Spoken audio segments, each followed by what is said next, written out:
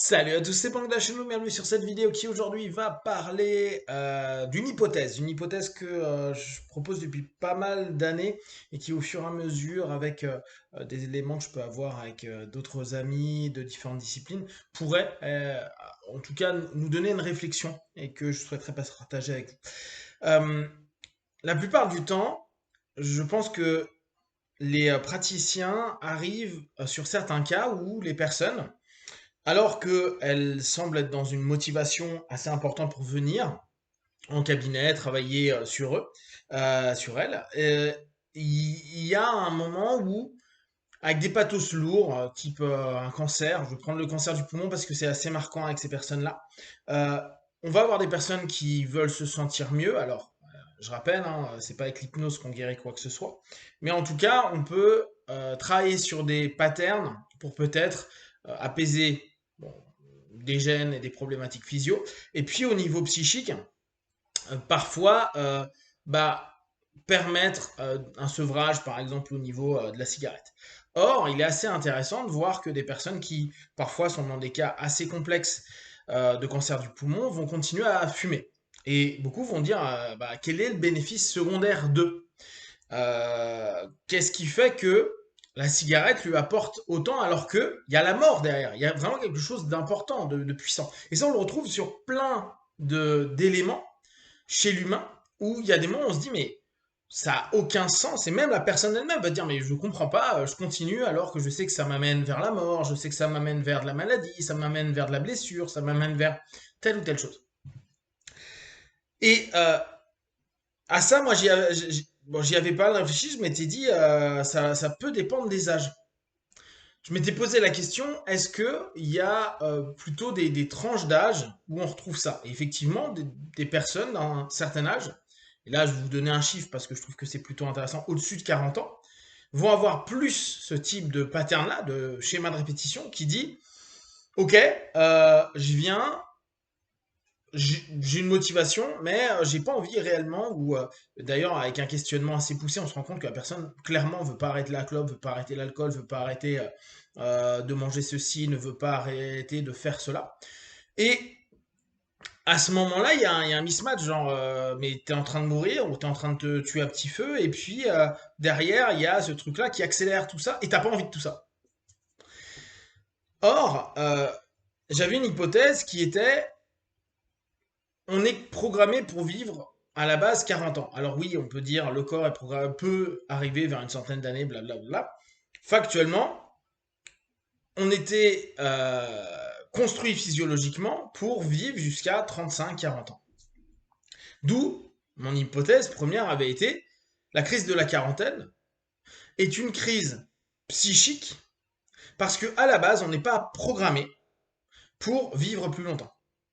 N'oubliez pas, hein, on a 40 000 ans d'existence, et puis l'ère moderne, elle est très courte.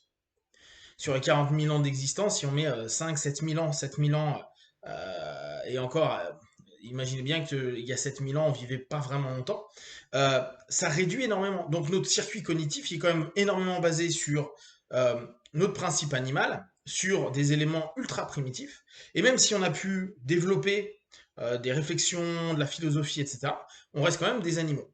Ce qui fait que la crise de la quarantaine, c'est souvent pour les personnes une remise à zéro, une remise en question, un truc où il va y avoir un nettoyage.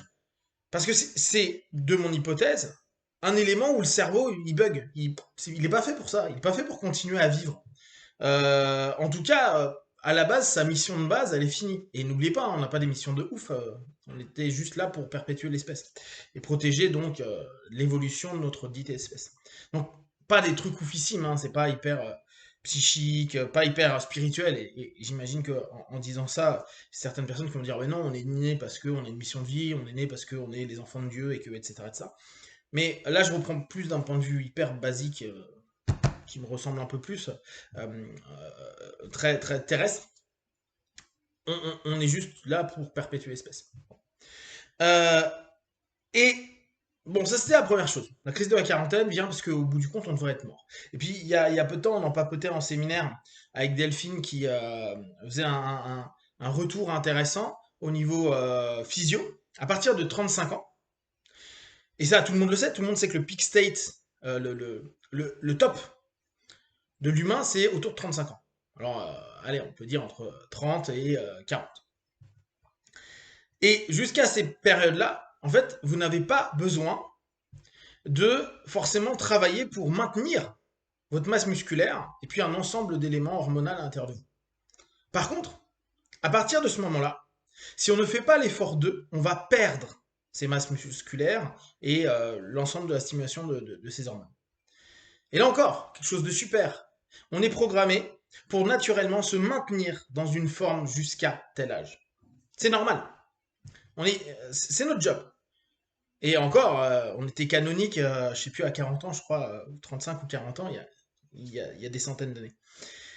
Donc, cette notion, elle a de l'intérêt de se dire, bah, en réalité, on, on a de biologique un programme qui ne dure que 35-40 ans.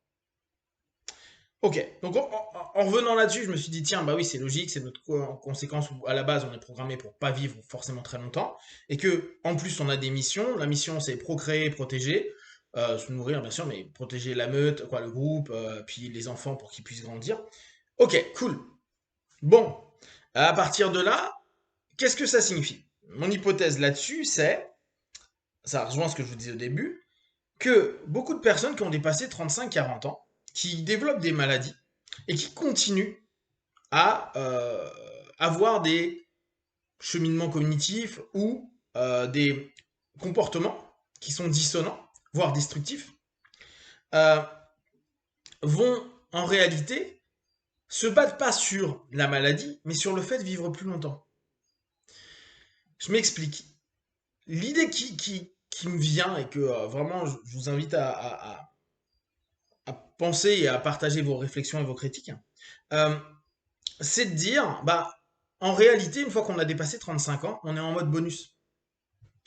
On est juste en train de faire un plus. C'est cool.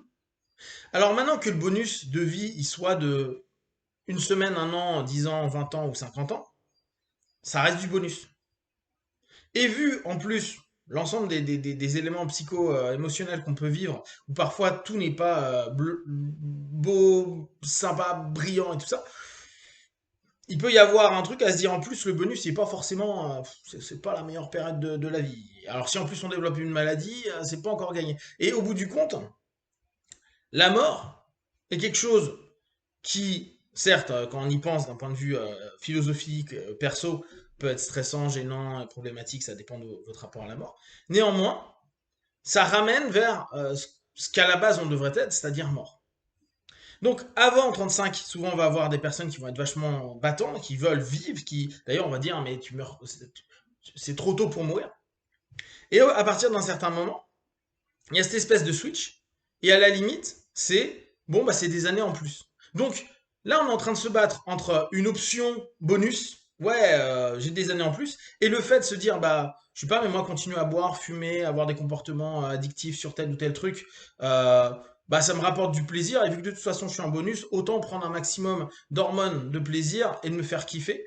Alors, c'est pas dit, je pense comme ça, clairement dans la tête, hein. Parce que de toute façon, je devrais ne même pas vivre ça, parce que ça, c'est un bonus. Donc, autant kiffer au max. Et même si je meurs, parce que bien sûr, il y a toujours cette notion-là qui nous ramène à notre humanité et notre finitude, euh, bah, c'est comme s'il y avait quelque chose dans la tête, et là, vraiment, je suis en hypothèse, qui dit, bah ouais, alors, rien à foutre, c'est pas grave.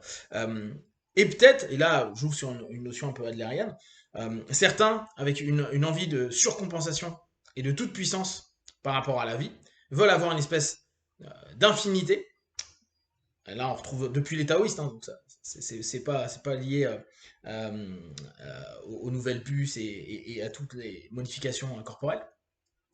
Euh, et là, c'est une espèce de surcompensation vis-à-vis de la mort, mais là, il faudrait se poser la question d'un point de vue interne. Est-ce que c'est une lutte égotique et de puissance toute puissance, ou une peur absolue par rapport à la mort, mais est-ce que cette lutte n'a pas lieu parce qu'il y a la peur? Question. Donc voilà, je vous partage cette idée-là. Si vous êtes praticien, n'hésitez pas à me faire vos retours. Si vous êtes non praticien, vos réflexions également sont intéressantes. Et de tout ce que je propose, ne prenez que ce qui est bon et juste pour vous tester, observer, analyser et conclure. Be one. Ciao.